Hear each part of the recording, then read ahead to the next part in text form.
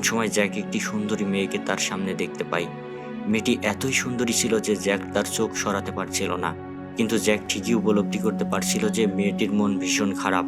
এরপরে জ্যাক রাতে শুয়ে শুয়ে মেয়েটির কথা ভাবতে থাকে। এমন সময় রোজ আত্মহত্যা করার জন্য দৌড়াতে দৌড়াতে জাহাজের কিনারায় চলে আসে। এরপরে জাহাজের রেলিংয়ের ওপর দিয়ে সমুদ্রে ঝাঁপ দিতে যায়। আর ঠিক ওই সময়ে রোজকে জ্যাক দেখে ফেলে এবং রোজকে সমুদ্রে ঝাঁপ দিতে নিষেধ করে। বারবার জ্যাক রোজকে বোঝানোর চেষ্টা করে, কিন্তু রোজ জ্যাকের কোনো কথাই শোনে না। রোজ জ্যাককে সেখান থেকে চলে যেতে বলে। জ্যাক যখন রোজকে কোনোভাবেই বোঝাতে পারছিল না, তখন জ্যাক বলে, তুমি ঝাঁপ দিলে আমিও ঝাঁপ দিব, আর আমি সাঁতার জানি, তাই আমি পানিতে ডুবে মরবো না। কিন্তু এখানে সমুদ্রের পানি অনেক ঠান্ডা, আর এই ঠান্ডা পানিতে আমাদের শরীর বরফের মতো জমে যাবে। এরপরে আমরা আস্তে আস্তে মরে যাব।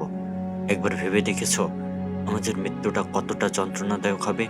জ্যাক এসব কথা বলে রোজকে কনভিন্স করে ফেলে।